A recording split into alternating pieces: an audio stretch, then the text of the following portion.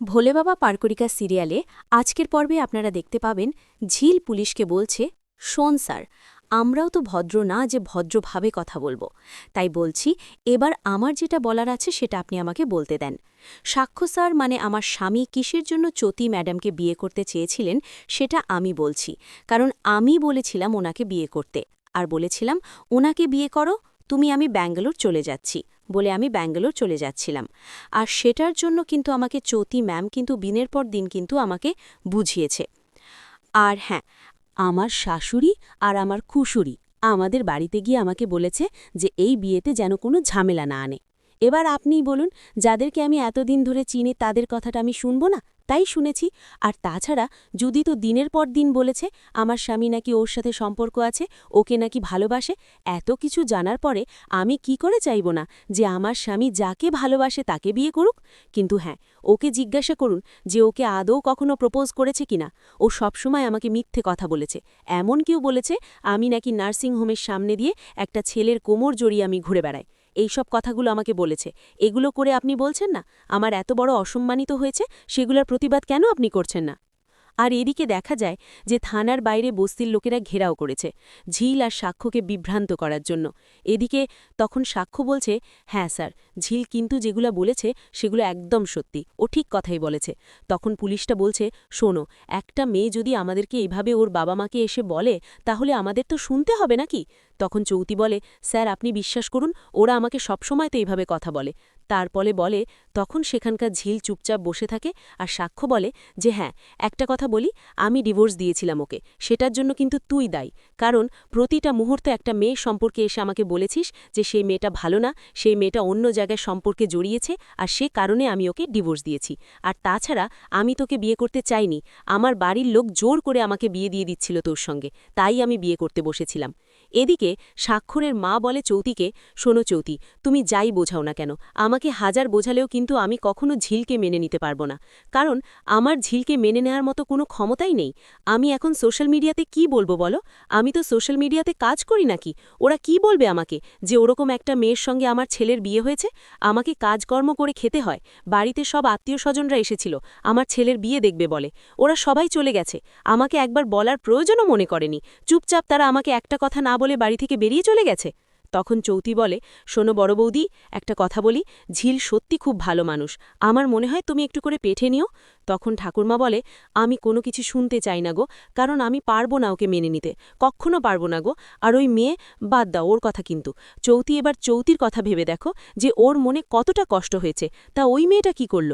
তখন চৌতি বলে, শোনো বড়বৌদি, ও চৌতি ম্যাডাম না ভালো না, ওর একটা খারাপ তোমাদের বাড়ি বহু আসলে তোমাদের কিন্তু কষ্ট হতো, তার তোমরা কিন্তু বেঁচে গেছো। এদিকে থানার লোকেরা বসে আছে, আবারও বারবার করে বলছে, শোনো, একটা কথা বলি, যদি তোকে তুই কিন্তু প্রতিটা মুহূর্তে কিন্তু আমাকে এসে বলেছিস ডিভোর্স দেওয়ার জন্য। তখন স্বাক্ষরের বাবা বললাম, এই যে আমার ছেলে আর ছেলের বউ, আমি বলছি ওরা কিন্তু দুজন দুজনকে প্রথমে ভালোবাসত না, চিনত না, কিচ্ছু না, ওরা এই বিয়েটাও মেনে নিতে চায়নি গো। দুজনা এরা ওটা ছাড়াছড়া ভাব করত, যেমন সাক্ষ্য মেনে নিতে চায়নি তেমনই ঝিলও মেনে নিতে চায়নি। ওদের তাই হয়তো ডিভোর্সটা হয়ে গেছে, কিন্তু এক সময়তে সে যখন বুঝতে পারল যে ওরা দুজন দুজনকে ভালোবাসেন, তখন ওরা যখন বিয়ে করল সেটাতে অপরাধ কোথায়? হ্যাঁ, আমি মানছি যে মেয়েটাকে বিয়ে করতে এসেছিল সে মুহূর্তে ওর ভুলটা বুঝতে পেরেছে। তখন সাক্ষ্য বলে, ভাগ্যস আমি ভুলটা বুঝতে পেরেছিলাম, ওর আসল রূপটা, তাই হয়তো সবকিছু আমি তাড়াতাড়ি ঠিক করে নিতে পেরেছিলাম, তাহলে সারা জীবন আমাকে জ্বলতে হতো। এসব বলে। এদিকে ঝিল তখন উঠে গিয়ে সব বস্তির লোককে থেকে ডাকতে থাকে। আর তখন পুলিশ অফিসার বলে, তুমি ওদেরকে ডাকছো কেন? তুমি এখানে হজ্জদি করবে নাকি? এদিকে চৌতি আবারও বলে, বড় বৌদি, কান্নাকাটি করো নাখো, তুমি ওকে মেনে নাও। তখন শতরূপা বলে, কেন মেনে নেবে? ও মেনে নেয়ার মতো কোনো কাজ করেছে নাকি? ওই মেয়ে এত খারাপ সে কখনো ভাবতে পারেনি গো। তখন চৌতি বলে, শোনো, ডিভোর্স হয়ে গেলেও কিন্তু এরকম দিনটা আসা যেতে পারে। তখন বলে, ডিভোর্স দেওয়ার সময় কিন্তু তোমরা 5 লক্ষ টাকা দিতে চেয়েছিলে, কিন্তু ওরা সে 5 লক্ষ টাকাও কিন্তু নিতে চায়নি। তখন স্বাক্ষরের মা বলে, নিবে কেন? ভেবেছিল এখন 5 লক্ষ টাকা থেকে ও যদি সাক্ষী পেয়ে যায় তাহলে এই 5 লক্ষ টাকা কতবার পাবে, তাই হয়তো নেয়নি। 5 লক্ষ টাকা, এটারই তো লোভ নাকি? বড় বাড়ি, বড় গাড়ি, আমার ছেলে ডক্টর, সেই সেই হিসাব করে তো ও সবকিছু বাদ দিয়েছিল ওই 5 লক্ষ টাকা। এতদিন এখানে আমি দাঁড়িয়ে ও ঠিকঠাক বুঝতে পারছি। এদিকে বস্তির লোকেরা থানার ভিতরে চলে এসেছে, আর তখন ঝিল বলছে, এবার বুঝতে পেরেছেন তো স্যার যে আমরা কি করতে পারি? কথার কথা না, যেটা করি আমরা সেটাই কিন্তু দেখাই। তখন পুলিশটা বলে, তুমি কি থানা ঘেরাও করবে? তুমি বেআইনিভাবে? তখন ঝিল বলে, না, বেআইনিভাবে তো না, আমি জানি যে ও অন্যায় করছে, তবু আপনি ওর হয়ে সাপোর্ট করছেন তো না? একটা পুলিশ এসে বলছে, স্যার এরা কিন্তু খুব খতরনাক, ওদেরকে আপনি পারবেন না, তার থেকে বরং ছেড়ে দেন। তো ছেলের বন্ধু বলে, স্যার আপনার কাজে না আমরা বাধা দিতে আসিনি, কিন্তু আপনি যেটা সঠিক সে কাজটা করুন। আপনি একটা বেঠিক মানুষের পাশে দাঁড়াচ্ছেন, অথচ ওকে ঝিলকে কথা বলতে দিচ্ছেন না। আমরা এটা কিভাবে মেনে নিতে পারবো? আমরা কখনো মেনে নেব না। কারণ আমরা জানি যে চৌতি ম্যাডাম খারাপ, তা কত কি করেছে তা। আর ঝিল কোনো অন্যায় করেনি, ঝিল সাক্ষ্যচারকে বিয়ে করেছে, আর সাক্ষ্য ঝিলকে বিয়ে করেছে। তাই ওদের অবদস্থা আমরা কিছুতেই হতে দেব না। ওদেরকে ছেড়ে দিলে ছেড়ে দেন, আর না হলে কিন্তু আমাদেরকে একটা স্টেপ নিতেই হবে। এদিকে আবারও বলছে ছুটে যে তোমরা কেন এতটা বিভ্রান্ত হচ্ছে বুঝতে পারছি না।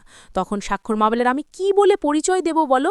আমি কত ভালো ভেবেছিলাম যে আমার ছেলের বউ হবে ডক্টর, আমার ছেলে ডক্টর, কত ভালো লাগবে আমার শুনতে, বলতে কত ভালো লাগবে। আর ও একটা পরিচয় দেব কি বলে যে বস্তির মেয়েকে আমার ছেলে বিয়ে করেছে, এসব বলে? তখন সুদর্শনা বলে, আচ্ছা এখানে কি অন্যায় করেছে? ও বিয়েটাই তো করেছে নাকি? তখন শতরূপা বলে, কি কারণে যে বিয়েটা করলো এখানে তো কিছু একটা আছে, না হলে কি সাক্ষ্য যে মেয়েটাকে একটা চোখে কোনাপে দেখতে পারত না, একটা দিনও প্রতিটা মুহূর্ত অপমান করত, সে মেয়েটাকে শেষ পর্যন্ত বিয়ে করে নিল? তখন সুদর্শনা বলে, কি সমস্যা হয়েছে? তখন শতরূপা বলে, জানলে তো হয়ে যেত, জানলে তো বলেই দিতাম। তখন ছুটি বলে, শোনো, কোনো সমস্যা হয়নি, সাক্ষ্য ওকে ভালোবাসে বিয়ে করেছে, ওর ভালো লেগেছে তাই ভালোবেসে বিয়ে করেছে। আর তাছাড়া যে চৌতি এবারই বউ হওয়ার যোগ্যতাও নেই কিন্তু। তখন শতরূপা বলে যে তুমি কেন এসব কথা বলছো? তখন ছুটি বলে, শোনো বড় বৌদি, একটা কথা বলি, আমি কিন্তু এটাতে খুব খুশি হয়েছি। তখন সুদর্শনা বলে, আমিও খুব খুশি হয়েছি। এদিকে আবারও বস্তির লোকদের এসে এখানে দেখায়, আর এদিকে তখন স্বাক্ষর বাবা বোঝাতে থাকে সৌতিবা মাকে, শোনেন একটা কথা বলি, আপনাদের যত টাকা ক্ষতিপূরণ লাগে আমি সমস্ত টাকা দিয়ে দেব, তাই বলছি ঝামেলাটা আপনারা বাড়াবেন না। যেমন আপনাদের পুলিশ আছে, আমারও কিন্তু অনেক পেশেন্ট অপমহল অনেক কিছু আছে, আমিও কিন্তু সেটাকে কাজে লাগাতে পারি। তবে আপনারা ঠিক করুন যে আপনারা কি করবেন নাকি করবেন না তা। আর শোনো চৌতি, তোমার যে গয়নাগাটি জামাকাপড় আমাদের বাড়িতে আছে, আমি সেগুলো ঠিক টাইম হলে কাউকে দিয়ে পাঠিয়ে দেব, তোমার যাওয়ার দরকার নেই। তখন জ্যোতির মা বলে, জ্যোতি ছাড়, তোর ওই ছেলের থেকে অনেক বড় বাড়িতে আমি তোর বিয়ে দেব, ওকে তুই ছেড়ে দে। তখন জ্যোতি কথাটা শুনে রেগে যায়, আর তখন সাক্ষ্য বলে, হ্যাঁ এটাই ঠিক, আমিও খুশি হব যে আমার থেকে অনেক বড়লোক ছেলে, অনেক সুন্দর ছেলের সঙ্গে তুই বিয়ে করিস আর সুখে সংসার করিস, এটা আমি চাইব। তখন পুলিশটা বলে, আপনারা যদি কেস তুলে নিতে চান তার আমার কিছু বলার নেই গো। তখন ঝির বলে, আপনার যদি কিছু বলার উঁচু থাকতো তাহলে ওরা যদি কেস নাও তুলতো তাহলেও কিন্তু আপনার ভাগ্য কিন্তু খুব খারাপ ছিল স্যার, এসব বলে। তখন সাক্ষ্য ওখানে উঠে দাঁড়ায় আর পুলিশকে বলে, আসছি স্যার তাহলে, বলে সেখান থেকে চলে যেতে চায়। আর তখন সাক্ষর বাবা বলে, আমরাও আসছি স্যার। তখন ঝিল বলে, বস্তির মানুষদেরকে চল, তোরা সবাই মিলে আমার শ্বশুরবাড়ির দরজা পর্যন্ত আমাকে গিয়ে তোরা ওখানে আগিয়ে দিয়ে আসবি। তখন বস্তির সমস্ত মানুষরা বলে, হ্যাঁ ঠিক আছে চল। তা বলে এদিকে দেখা যায় যে স্বাক্ষর মা কান্নাকাটি করে, আর ছুটি তখন বলে, ঠিক আছে আমি তাহলে বাড়ি চলে যাচ্ছি। তখন স্বাক্ষর মা বলে, তুমি বাড়ি চলে যাচ্ছ ছুটি? তো হ্যাঁ, তাছাড়া আমাকে একটু নার্সিংহোমে যেতে হবে, ওখানে কাজ আছে। তখন শতরূপা বলে, উমা বাড়ি চলে যাচ্ছ মানে? এত সুন্দর একটা দৃশ্য তুমি দেখবে না গো তোমার মনের মতো? তখন ছুটি বলে, হ্যাঁ না দেখার কি আছে, তা আমি এখানে না থাকলেও আমি জানি ঝিল কখনো কষ্ট পাবে না, কারণ ঝিল ভালো করে জানি এই বিয়েতে কেউ খুশি হোক বা না হোক আমি খুব খুশি হয়েছি। তাছাড়া তুমি ছবি তুলবে, তুলে আমার মোবাইলে পাঠিয়ে দেবে, আমি দেখে নেব। তখন সুদর্শনা বলে, আমিও খুব খুশি হয়েছি এই বিয়েটা হওয়াতে, একটা মেয়ে নিজের যোগ্যতা নিজের প্রাপ্য পেয়েছে, সেখানে কেন খুশি হব না এখনো? তখন স্বাক্ষর মা কান্নাকাটি করলে শতরূপা বলে, দিদিভাই কান্নাকাটি করো না তো তুমি। তখন স্বাক্ষর মা বলে, এরপরও আমি কান্নাকাটি করব না, দেখ না ওরা আসুক, আমি সাক্ষ্যকে পরিষ্কার হয়ে বলে দেব, যদি ওরা এ বাড়িতে থাকে তাহলে ওরা থাকবে, আর না হলে আমি এ বাড়ি থেকে বেরিয়ে চলে যাব। তা আজকের পর্বটা কেমন হয়েছে? যদি ভালো লাগে তাহলে কমেন্ট শেয়ার সাবস্ক্রাইব করবেন, আর আপডেট পেতে চান আমাকে বলবেন, আর ভুল ত্রুটি হয়ে থাকলে এর